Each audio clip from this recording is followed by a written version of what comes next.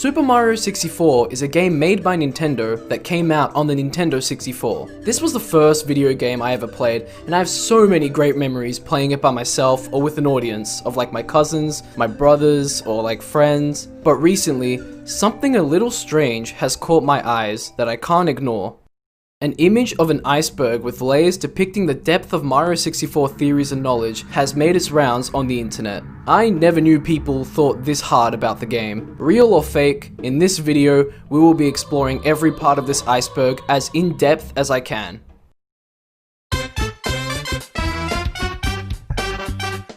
So let's start at the very top with a fan favorite, a cult classic, L is Real 2401. In the castle courtyard, there's a statue with a star on it in the middle of a fountain. There is text on the statue that people have long thought reads L is Real 2401. It's also thought that the statue has Eternal Star written on it, which makes more sense. It's been rumored that the L stood for Luigi, implying that Luigi was in the game, but what did the 2004-07, why am I saying it like that? 2401 stand for? It was speculated that it was the amount of coins in the game, and after collecting all the coins, Luigi would appear at the fountain as a playable character. Sadly, this isn't true, because as seen here, both totals do not equal 2401. Secondly, Luigi was planned to be a playable character in the game as a second player during development. Unfortunately, the Nintendo 64 could not handle the sheer power of Luigi and had to be taken out of the game. There were plenty of videos online that baited people into believing that Luigi was real, but all of them were fake. Whoa, wait, the theory is not over. It is not over. Hi.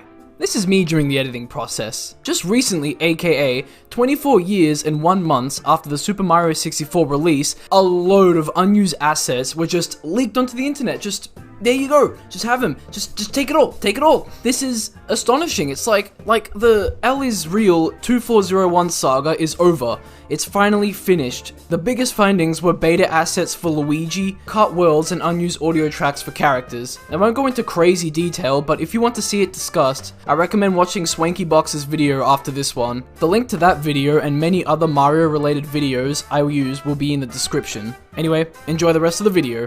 Womp's Fortress Tower 1-up. After beating the Womp King, a tower will appear at the top of the fortress. But of course, you already knew that. But if you run to the back of the tower and punch it, ooh, a 1-up. The Space World 95 beta. Super Mario 64 and the Nintendo 64 were both showcased at the Space World event. There's a lot of differences between this build of the game and the final build. Most of these differences can be summarized as visual, audio, and level layout designs. Marioがいたよおい。やっぱりマリオだよ。任天堂64、やっぱり最初のゲームは世界的スターのマリオだ。取った後滑り台になってますんで滑り始めます。おお、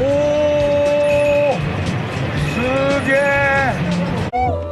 滑り台で驚いてちゃダメ。その他にもマリオシリーズでおなじみの炎の世界や水の世界なんかもこんなに美しいグラフィックになっちゃうんだ。Parallel universes. Now this one is pretty interesting. These are collisions for objects outside of the playable level. I don't understand why this happens, but it has something to do with the values for collision detection and coordinates, and oh my god, what is this? I'm going to need to research. Alright, I've researched. I don't get it, but what I do know is that you can't get to these parallel universes without utilizing a lot of unnaturally fast speed, so you'll need to mod the game, or use a Game Shark, or whatever the cool kids are using these days. In theory, you can find these universes either vertically or horizontally away from the main level at like certain distances. There's also a lot of math associated with where these parallel universes occur in a level, and some enemies and NPCs can even function in these areas. Oh, and each parallel universe is a slightly imperfect version of the actual playable level, and they're all invisible. Bomb on Battlefield Bridge hanging. Under this bridge, on this level, you can grab onto it and hang. Ain't that neat? The Impossible Coin / Goomba. There's a coin in Tiny Huge Island trapped under geometry that you can't get through normal play. I assume Nintendo just forgot about the coin and left it. Also, there's just a Goomba that dies. It spawns off to the side of the platform it should be on and falls into the kill barrier. Why does this happen? It's most likely a spawning issue that does this. But damn, imagine being an AI that just lives to die. Half A press. This is a term in tech created by the user Panonkoik. How do you say it? Coke. Pan and Coke. 2012 that allows Mario to gain additional forward momentum by pressing and holding down the A button. Oh, but you also have to be holding down the button right after selecting the level. I've used clips from Pan and Coke throughout this video already, so go check his channel out after this video for more Mario 64 game knowledge. Well, that about does it for the tip of the iceberg. It's time to go deeper. Big Boo's unused text. I assume this text was supposed to be used by King Boo at some stage of the game. The text suggests that there might have been a chase sequence or a hunt to find King Boo as he taunts you. Don't become his lunch. In the Hazy Maze Cave, we meet Dory, the Loch Ness Monster. I'm not gonna lie, she's straight up thugging it. Anyway, there's this sign here that warns you not to become Dory's lunch. It's kinda spooky, right? Especially if you're a little kid, and I think that's why it's in the game. To spook you into thinking that there's a big scary monster waiting for you. But it's Dory! She can't even hurt you! Unless... The Big Dud. In the first Bob-omb Battlefield level, your task is to take out King Bob-omb at the top of the mountain. After doing so, you're able to talk to the pink Bob-omb, who will refer to the king as nothing but a big dud now. Head to the pit area where the balls roll and you'll find that there are now 3 balls instead of 2 rolling. Could the pink dudes be insinuating that the king was turned into a ball to roll forever in a pit? Yeah, probably. Please walk quietly in the hallways. This is posted on a sign in Peach's castle, but what does this mean? Well, nobody knows. It was probably something left in the game during development, but I reckon it was left intentionally. Peach might just like her castle to be quiet. Peach can suck my ass, I'm making big boy noise. Unagi's Tunnel. In the Jolly Roger Bay level, there's an eel called Unagi. Wave to the eel, say hi. He's friendly, I swear. He sort of just chills out in a tunnel covered up in vines. People have wondered if the tunnel leads anywhere, but nah, it doesn't do anything. It's just there. The yellow cap switch. There's an unused yellow switch in the game's coding. It could have been used to create yellow boxes or maybe give Mario a new cap power-up, but we'll never know.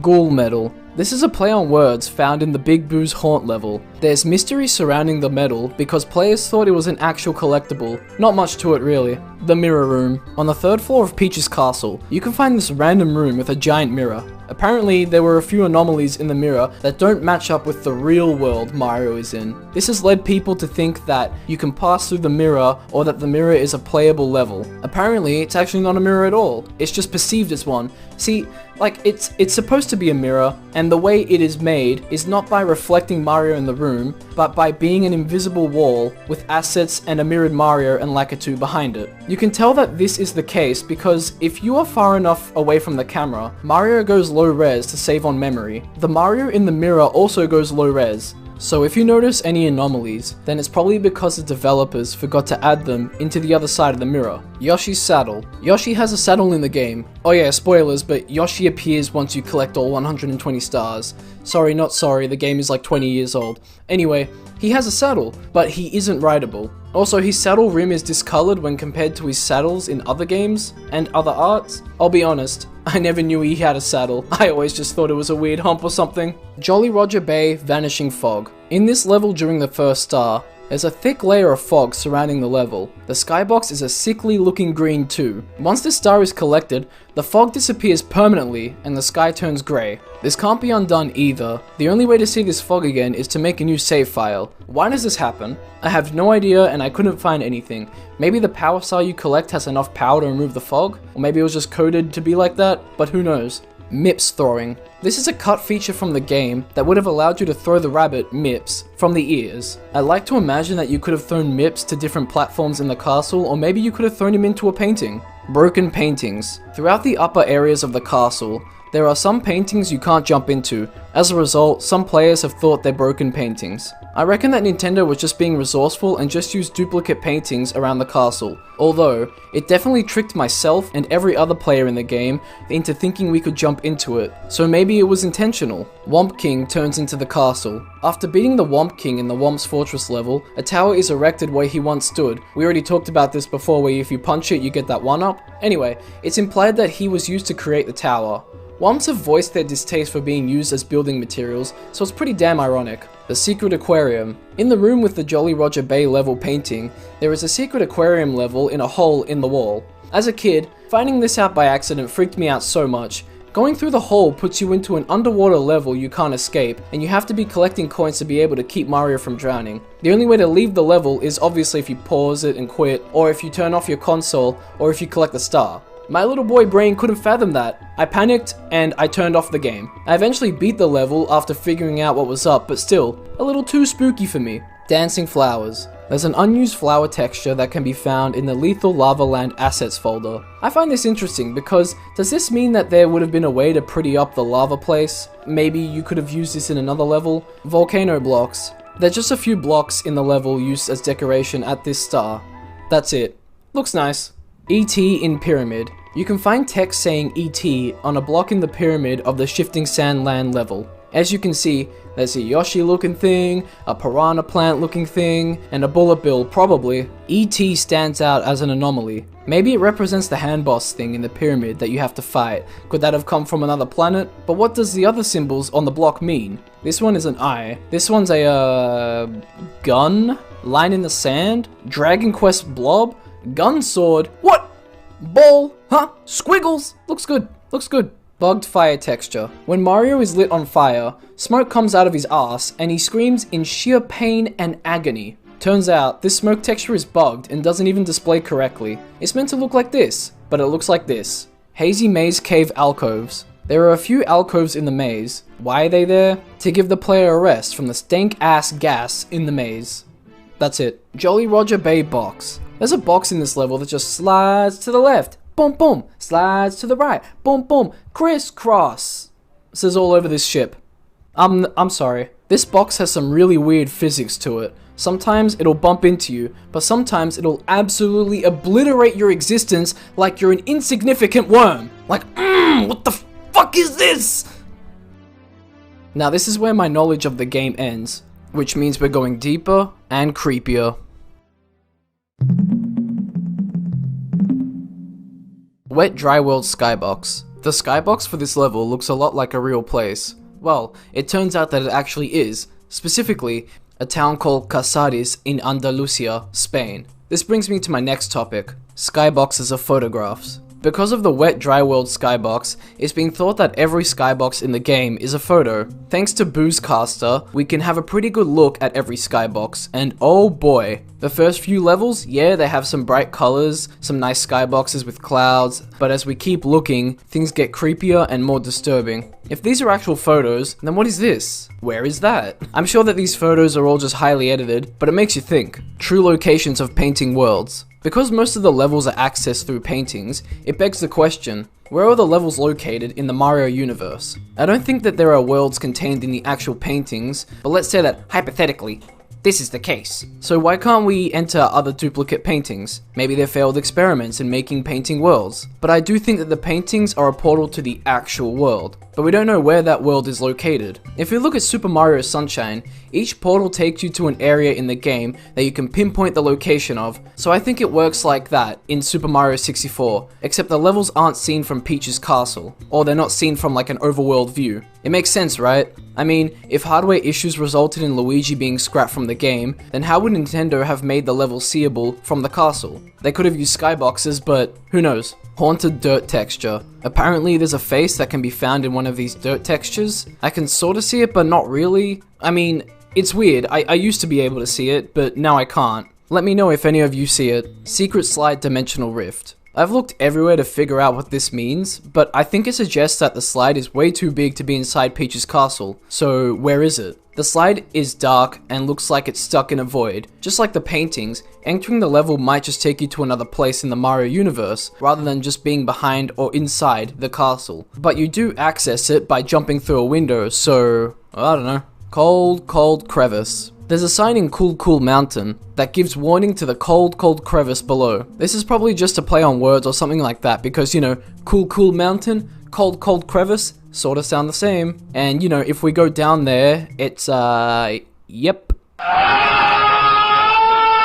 Original resolution textures. It's been long thought that the textures in Super Mario 64 were originally much larger, but had to be sized down to work on the Nintendo 64 due to how blurry they are. What would the original textures look like? Rainbow Ride's village. In Super Smash Bros. Melee, a village on the Rainbow Ride stage can be seen in the distance. Well, where is this village in Mario 64? It's not there. Very strange. Bob-omb Village. I have no idea what this is referring to. It could be a few things. It might be this joke page explaining about following a child of the Bob-omb King, which can lead you to the Bob-omb Village where you are trapped forever. It could be this spooky image here, although this is a fan-made photo. It's most likely this image of a Mexican bloke chilling with some bob-ombs and trees. This might be an early build of the game, but I don't know. But you know, damn, I just want to play this. I want to play this game. How Bowser got into the castle with his sub. There's a theory that Bowser got into Peach's castle and kidnapped her by taking a submarine to Dia Dia docks, going through a hole and ending up outside the castle. If this is the case, then the world where the game is set has levels not too close to each other, but not too far either.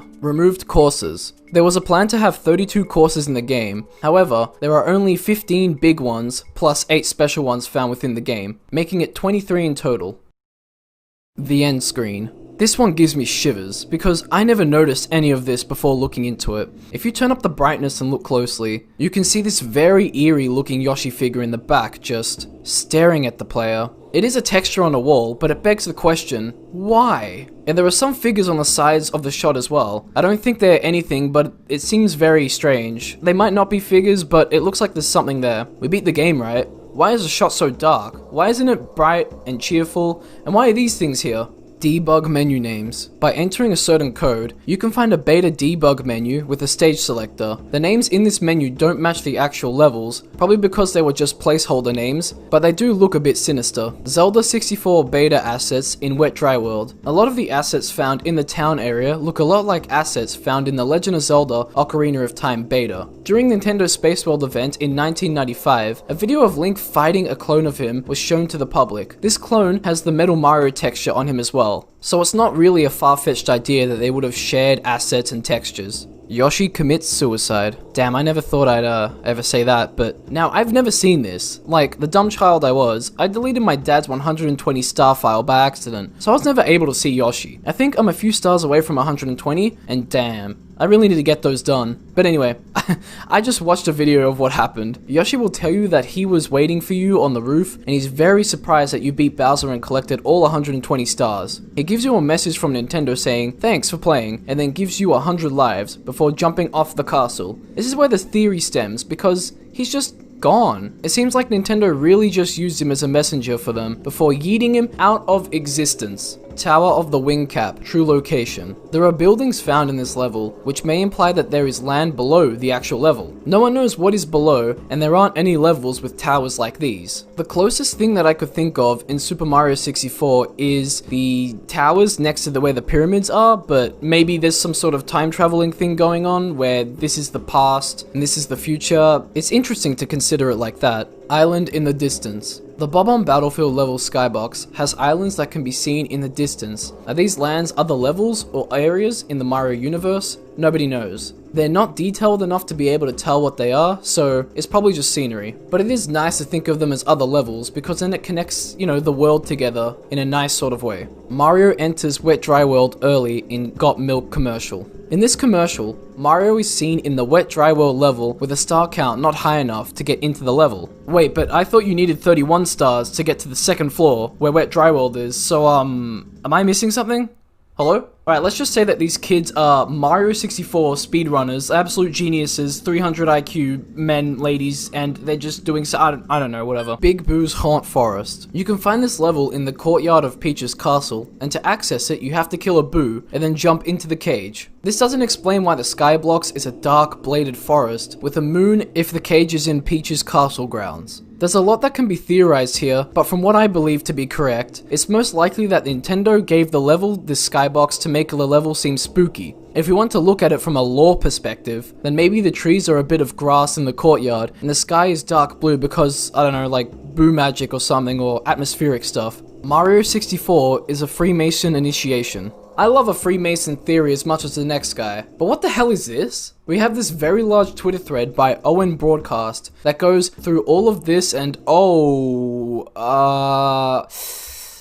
this theory is huge, so huge that I think it just warrants its own video that I'll make in the future. So for now, I'll summarize. The game begins with Mario, aka a Mercury type character, being invited into a Freemason hall to begin initiation. You go through the trials, which are each level to become one of them. You're also collecting Masonic imagery and symbols too. Some things you do is take out a regal symbol of divinity at the top of a mountain, the concept of Antarctica, the death rituals to become reborn. If you have knowledge of tarot cards and the occult, then I'm sure you can easily spot the alleged Masonic imagery in the game as well. Games being used to indoctrinate or control people seems to be something of fiction. However, it doesn't seem very far-fetched. Kanye Quest 3030 was a game about Kanye West doing Kanye stuff. You know, pretty chilled out game, right? Well, yes, if you played the game through the normal means. When prompted with this, if you type ascend in the text box, you're sent to a different room to go through an actual cult initiation. After finishing all the puzzles,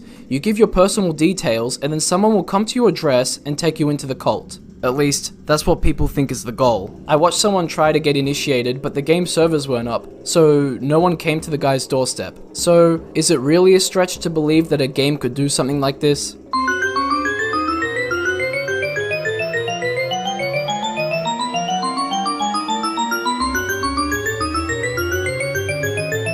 Womp's Fortress interior. You can't get inside the fortress, so people have speculated what it would look like inside. And people have tried to get in. There's a Super Mario 64 mod that allows you to explore the fortress, and Mario Galaxy 2 lets you go inside as well. Big Boo's secret laugh. This one's a bit strange. There's a Boo laugh that can be heard only sometimes, and it's very different to other Boo sounds. Take a listen to this clip.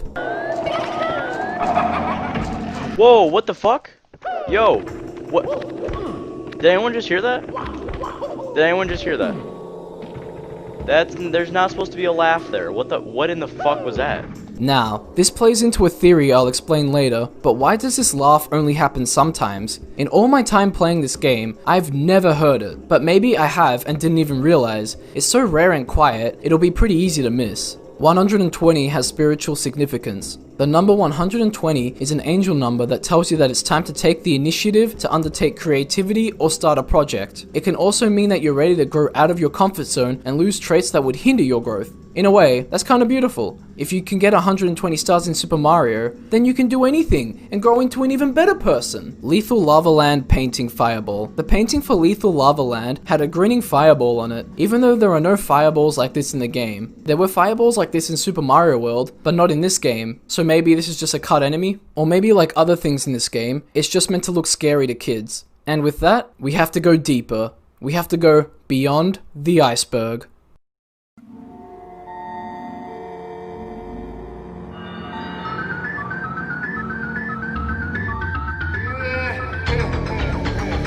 Ally with info. In Mario 64 DS, a Toad will tell you to look for an ally within the mirror room, but there's no one around but you. Toad might be referring to the flower in the room that you use to go through the mirror, or maybe he's referring to Wario, but the Toad still says the exact same thing if you play as Wario. You know, speaking of Wario,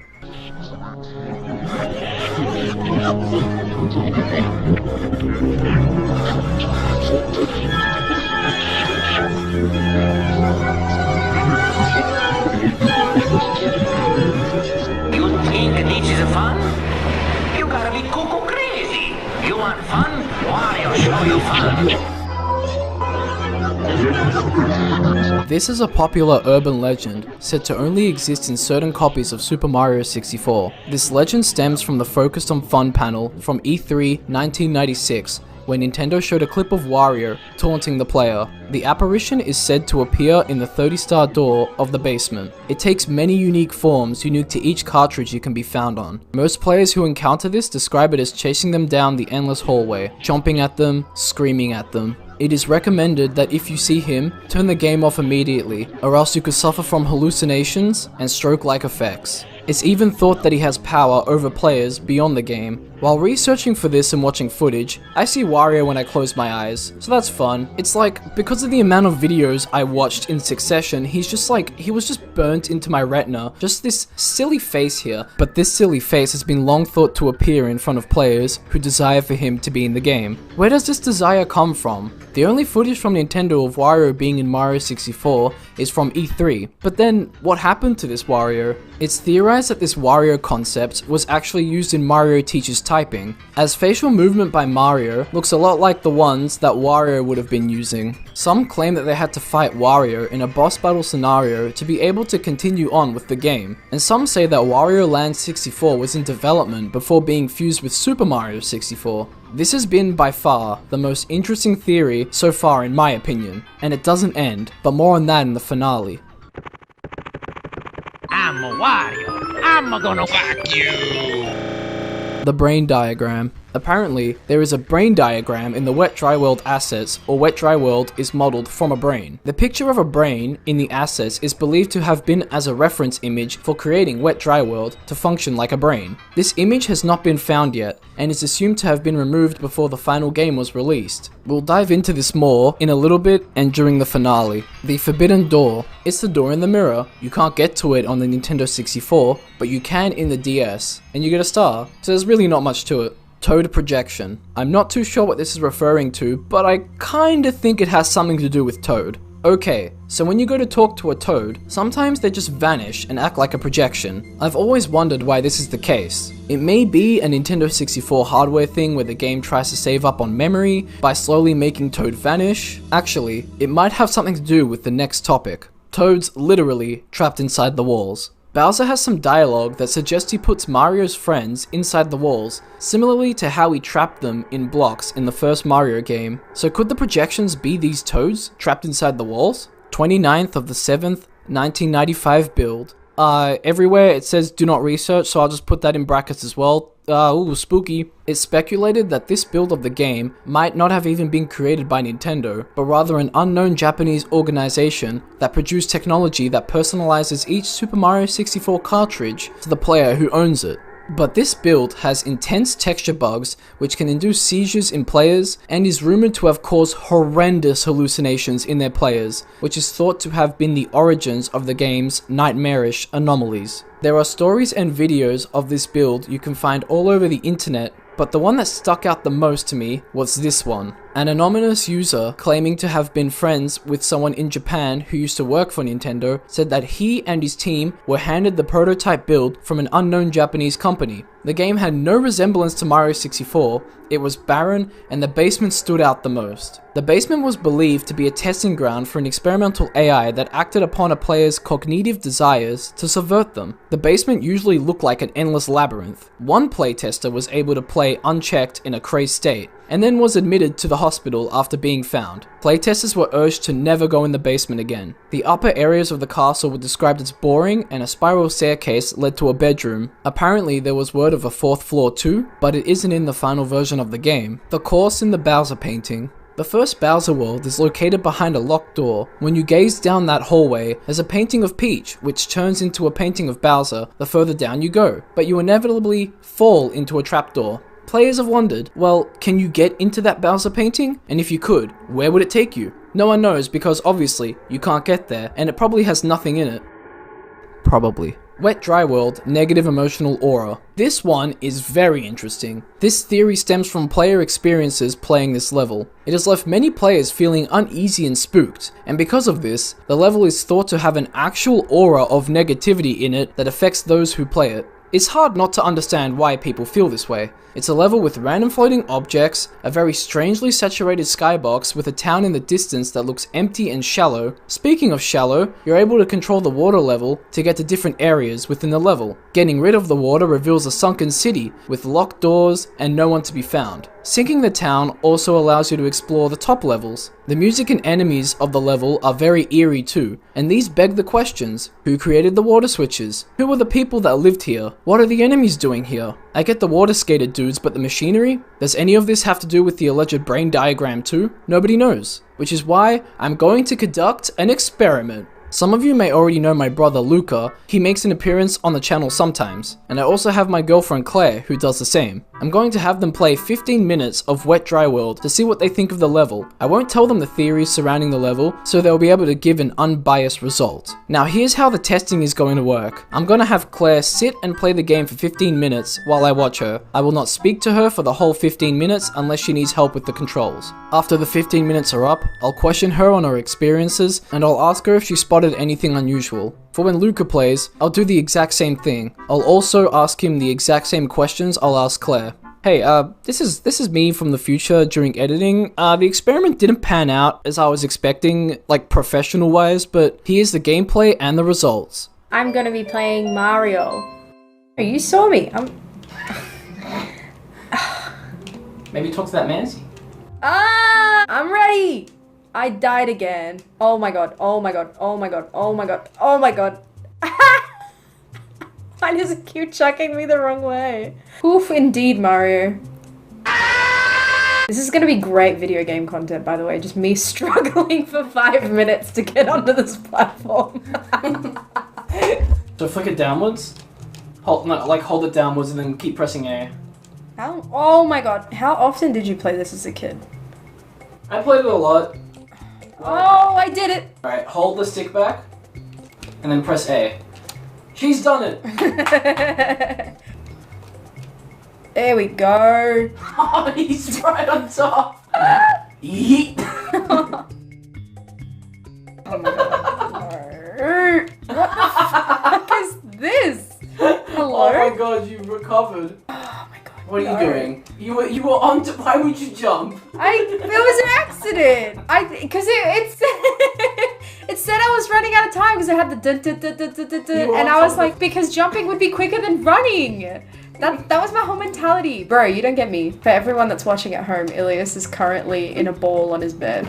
Okay, come on, Mario. Come on, you big loaf. Oh. That bee's coming. Oh my god, she's crazy. Oh. Oh. It's a stop. You're gonna jump. Keep jumping. Just keep jumping. Just keep jumping. No. Hey. First question is, what did you think of the level? So many things come to mind. I mean, it took me a while to figure out what to do. I don't know, it was just a weird level. How was the music? Yeah, I feel like I'm comparing it to what it sounded like whenever I played it 15 years ago. Or on the DS? Yeah, on the DS. I don't know if it sounded different, but I remember it sounding less creepy. Like, I don't think this level warrants the creepiness, you know? What do you think the skybox was? Water. You can see there's like sunshine raining through, but it doesn't look like normal sunshine. It looks like what you'd see if you were swimming in the ocean. You know what I mean? What do you think these are? Looks like a castle of some sort. No, it sort of looks like Santorini. What if I told you it's a city in Spain? I mean, I'd believe it. It sort of looks like a medieval city. Next question. Did you see anything strange while playing? I mean, there was a lot of glitching. Don't know if you'd count that as strange or whether it's just a product of its time, but I don't know if I saw anything strange. Did anything in the level represent a part of a brain or a whole brain? I mean, the water you could say is brain fluid. Oh, maybe with the like bees and shit. That can sort of be like nerves. You know, like how the brain has like nerve endings. I can see that. Yeah. Interesting. Keep in mind, I have no idea what he wants from me, so I could be talking straight out my ass. You can say hi. Hi. Okay, there we go. It's Luca. Grah! You have to flick this stick back. Hold the stick back and press A constantly until he decides. I'm glad I wasn't the only one that You want to go up? Okay, that's interesting. I seen you going up. That's so strange. Usually he just jumps. You can use that guy to fling you up. Yeah, no, that's what I'm trying. Oh yeah. Wow. Can you like, flick it again? This is the mystery is of wet or dry. The city welcomes. I don't know. It is. This is a Mario game. Why would it let you jump? That's very interesting. I reckon that's noteworthy. Yeah, give it to Claire. Give it to Claire. See if she can jump.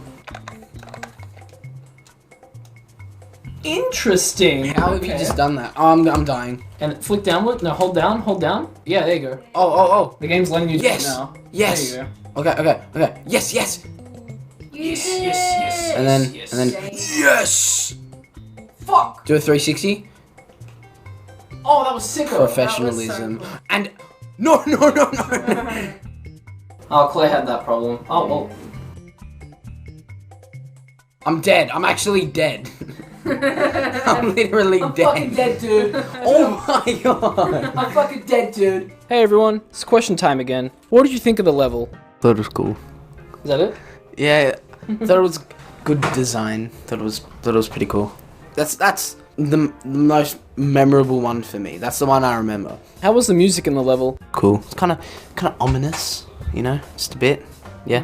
What do you think the skybox is? It was like underwater because like you could see the light reflecting, and then it looked like there were cities in the background. That's interesting. Both of you said looks like it's underwater, which I never thought of until you guys pointed it out, so that's pretty cool. What if I told you the image they use in the background is a city or a small town in Spain?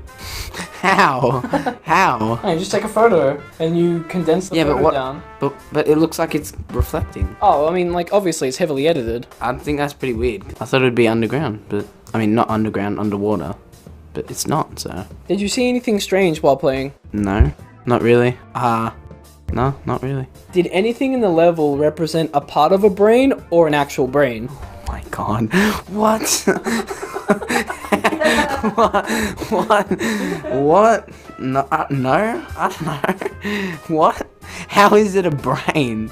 Very interesting. Interesting stuff, huh? So let's start off with Claire. She wasn't able to get very far within the level at first, which was kind of funny, but she almost got a star. Some noteworthy things that happened was that Claire found the music eerie. Luca thought the same about the music. We were all also a bit surprised with that sign that we read. It was very strange, and it's something I don't remember being in the level. The clips speak for themselves, but no one really felt completely negative of the level. But as said before, there was negativity felt towards the level. Claire was a little bit bamboozled by it, and Luca found it unique. In terms of what I found interesting, it was strange to see the game not let Luca jump onto platforms from the water, even though he was doing the correct button inputs. But Claire was fine to do so. This will play into the final theory that I keep just hyping up, so just keep it in mind. It was also pretty interesting how Claire felt about the whole level while playing. She didn't hit the nail completely on the head with the negative aura, but she was the most affected out of her and Luca. I was a bit surprised, honestly. Also, no one really had any comments about the brain except Claire with the electric enemy, which was cool.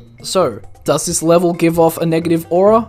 Possibly. I don't think it's an actual aura, but I think it was intentionally made to feel eerie towards the player. Just like with all art, it's supposed to make the viewer, reader, or player feel something. And I reckon this level is supposed to make you feel some sort of negative emotion with everything going on. After all, it is a sunken and barren city filled with strange signage, enemies, and it's one of the more unique levels in the game in terms of atmosphere. Metal Mario texture. eCumber on Twitter actually found the origins to this, so shoutouts to him. He was digging through a Silicon Graphics indie computer and found this image. Flip it, squish it, and compress it, and you get this. It looks exactly like the Metal Mario texture. The Bowser Room. Okay, this one's a bit strange. I don't get it. I don't exactly know what it is, but it stems from these people under the name One Plays on YouTube. One of them explains that he made up the hoax to fool people, but some people still believe that it actually exists in the game somewhere. Here's the clip. Did you see my my Crash Bandicoot 3D render I did when I was 13?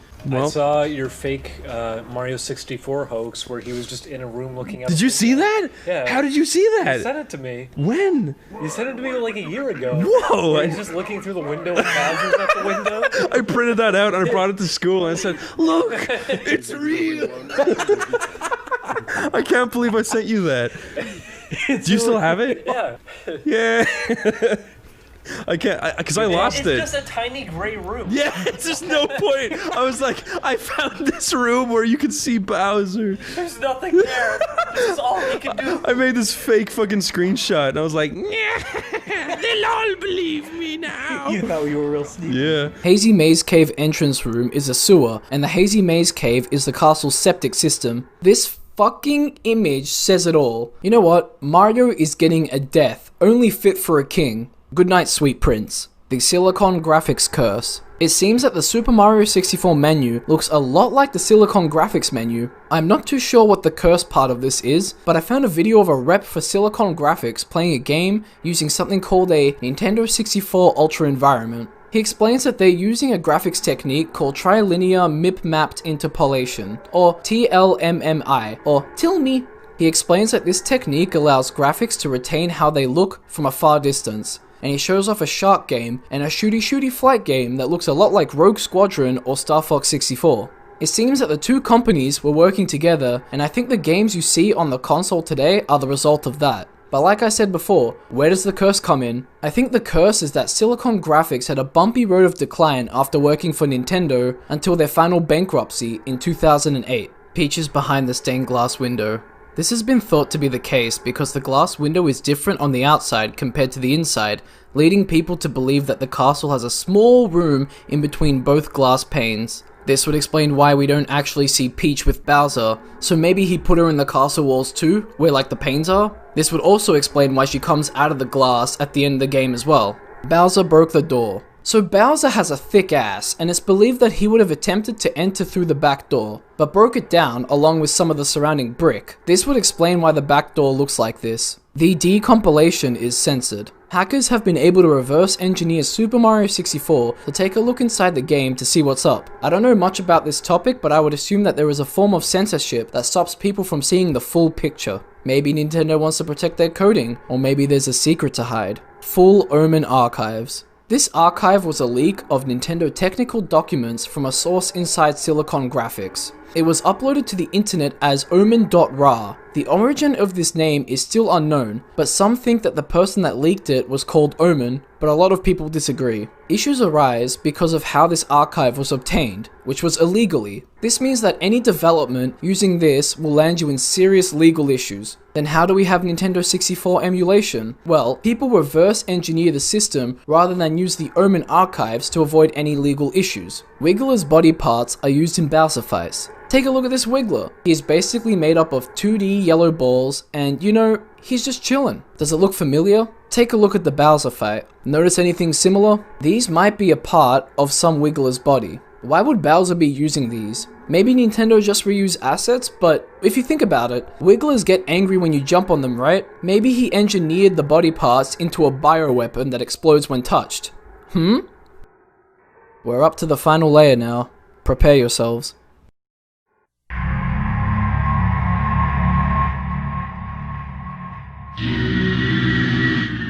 I could not find a single thing explaining this, but I think I was able to piece everything together. The SC88 is a sound canvas that has a 32-part multi-timbral sound module with 64 voices of polyphony. It has 654 high-quality sounds, along with 24 types of different drum sound sets. People can also create up to 256 of their own sounds and drum sets. I know I sound like a salesman for vintage technology, but just bear with me. Mario 64 has a total of 2 different samples confirmed to have been used in the game.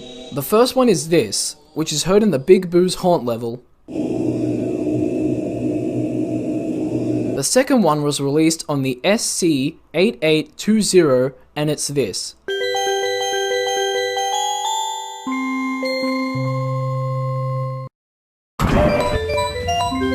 Slow it down and you get the correct solution noise. It's not an SC88 sample though, but rather an SC8820 sample. I don't know if they're the same or just slightly different or part of the same family, but this is all I could find surrounding the theory. But let's just say that there are more samples used in the game that are enchanted. When it comes to enchanted haunted video game soundtracks, they all seem to give headaches and mental issues to those exposed to it. So this could help explain the 1995 build theory? It's hard to say. Excuse me, what? A sequel? Leaks? Is this serious? Well, temporal refers to time, and worldly. Most Reddit posts I see talk about this being a time thing, but I studied psychology in VCE. Temporal is a skull thing, brain-bone leaks basically. Let's consider that the sequel to Mario 64 would have caused a fracture in time and destroyed us all. But how though? This is extremely interesting, but I I cannot find a single thing explaining how this would happen. If the sequel was this powerful, thank you, Nintendo. Thank you for not destroying existence itself. Okay, I'm going to explain the brain leaks now. Cerebrospinal fluid can leak out of this region of the skull. One way this can happen is if you remove your eye from its socket, if it has a tumor or there is a tumor around there. So basically, it can occur after brain and skull surgery, temporal bone fractures, tumors, or cognitive anomalies. Cognitive anomalies seem like something the sequel could have done to somebody. The only issue is that the anomalies are something found in newborns, so the sequel would have to put its developers or testers in a newborn state, but I reckon that the game would have given developers and any playtesters leaks, similar to how newborns suffer from cognitive anomalies. The most plausible way of this happening would be if the game gave off heavy amounts of radiation, or if people had a birth defect that would make them susceptible to the leaks. Either way, we didn't get a sequel. This theory has the most evidence and validity in this layer. Argonauts are the developers behind Croc, and if we have a side-by-side view of both games, we can definitely see that there are some shared influences. The founder of Argonaut, Jez San, claims that there are similarities because Super Mario 64 took inspiration from Croc, Legends of the Gobos. San explains that Croc started as a prototype for an exclusive Nintendo game that used Yoshi as a playable character. This was the first 3D platform game in development, and the first time Nintendo let another company handle their IP. After this, the deal was cut. Nintendo's shafting of Argonaut doesn't stop there. A quote by San reads as, "Miyamoto-san went on to make Mario 64, which had the look and feel of our Yoshi game, but with the Mario character of course, and beat Croc to market by around a year. Miyamoto-san came up to me at the show afterwards and apologized for not doing the Yoshi game with us and thanked us for the idea to do a 3D platform game. He also said that we would make enough royalties from our existing deal to make up for it. That felt hollow to me, as I'm of the opinion that Nintendo ended our agreement without fully realizing it. They canned Star Fox 2, even though it was finished, and used much of our code in Star Fox 64 without paying us a penny. If what has been said is true, then Nintendo took the Croc prototype and slapped the Mario skin on it. What's worse is that the company had been heavily disrespected by Nintendo, and they cancelled Star Fox 2. Are you freaking serious?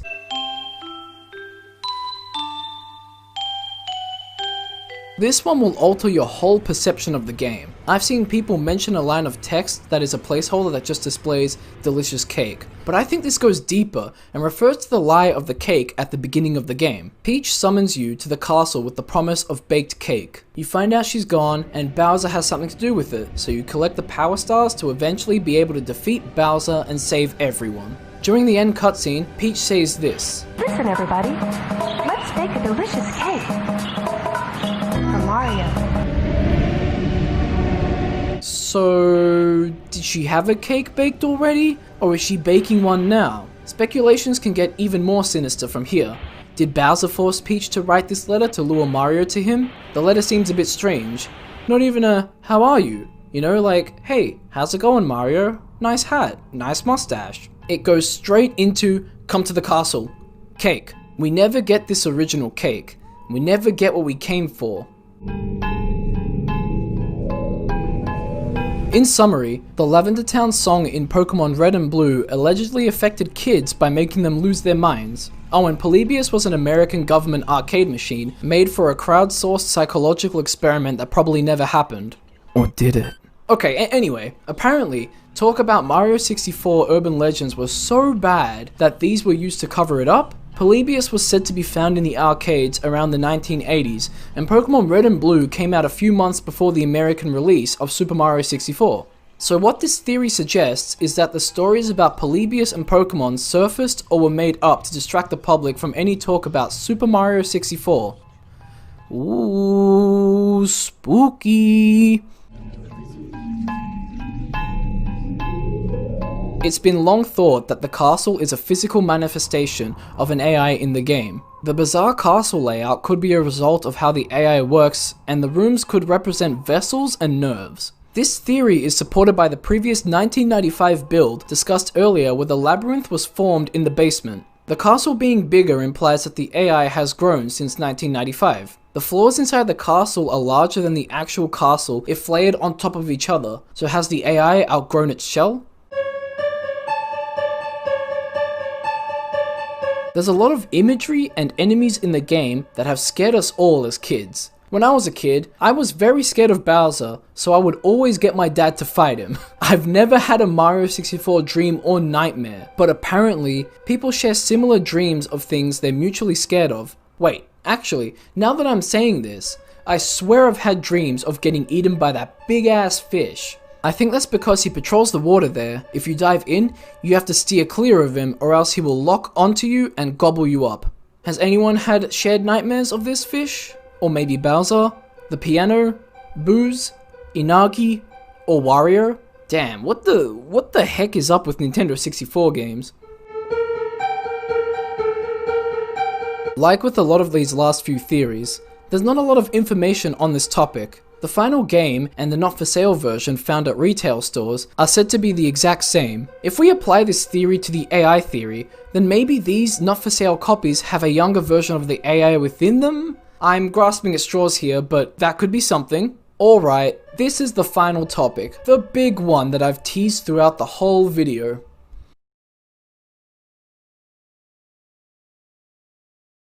How the game controls, what you hear, what you see is all personalized to you due to the AI in the game. A friend's copy of the game will be thought to have been modified differently to yours, so when you play a friend's copy, it might feel different. I've made a list of a few things I want to check out to see how personalized my game is.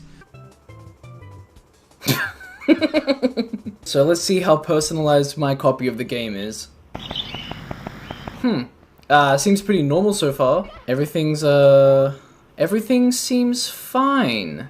I feel like I'm home, you know what I mean? You know that feeling you get when you've gone away for a while, and then you come back home, and you're relieved, and you feel warm inside? I don't know, I'm feeling that right now. Honestly, I thought my whole experience would be absolutely tarnished by, these theories, but they're not. It doesn't affect it at all. I'm just like, yep, it's Super Mario. First, I reckon I should take a look at Big Boo's horn, see how that's going. Is he there? Oh, that always used to scare me as a kid. Far out. Just this fat ass Boo, just.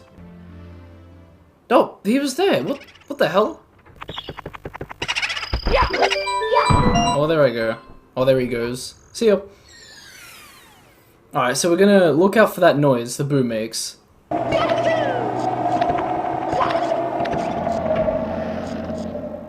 No, I didn't hear it. Did any of you hear it? Because I definitely didn't hear it. Interesting. Okay. I'll play around the level, see if I can hear it. I didn't really remember just how uncontrollable this game can be sometimes.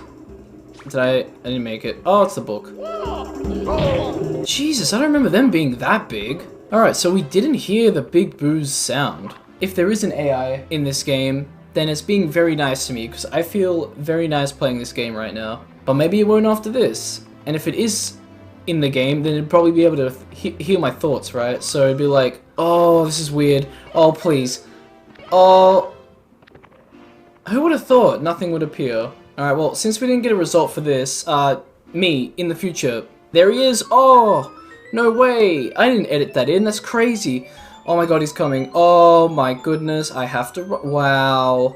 Holy crap, guys, I can't believe we just got away from that. That was insane. Please walk quietly in the hallway. I don't even remember this sign being in the game, but I always remember I tried to stay quiet while in here, or I always thought that if I was like crazy in this hallway, that something would come out of nowhere. Or like I was always afraid that something would be around the corner because it's just a giant spiral. I guess if my cartridge is personalized to me, then it makes me feel nice and warm and like I'm back at home.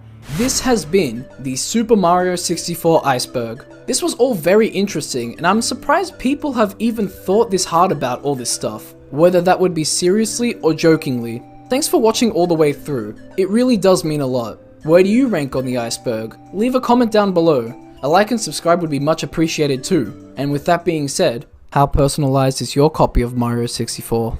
Mario 64. Mario 64. Hello people, this is PapaVito, and I hope you enjoyed my editorial of an otherwise great video that had to be ruined by horrific imagery. I'm just glad somebody has finally done it, so I can go to sleep, no nightmares, and you can go to sleep without any nightmares. Thank you for watching.